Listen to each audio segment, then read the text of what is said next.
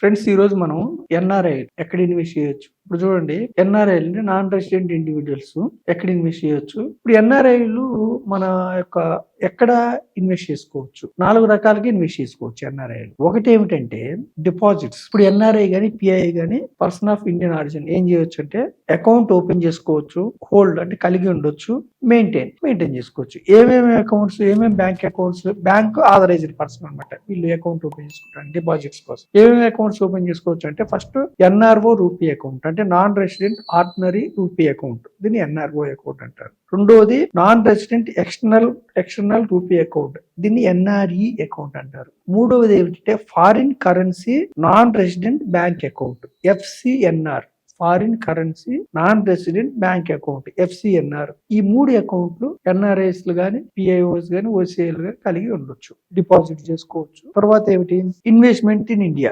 ఎన్ఆర్ఐలు ఇండియాలో ఇన్వెస్ట్మెంట్ చేసుకోవచ్చు. ఎక్కడ చేసుకోవచ్చు అంటే గవర్నమెంట్ సెక్యూరిటీస్ లో చేసుకోవచ్చు. Units with repatriation rights. Repatriation right అంటే స్వదేశానికి తీసుకువెళ్లే హక్కులు కలిగి ఉంటాం అనమాట. గవర్నమెంట్ సెక్యూరిటీస్ లో చేసుకోవచ్చు. లేదంటే company shares, debentures with repatriation rights.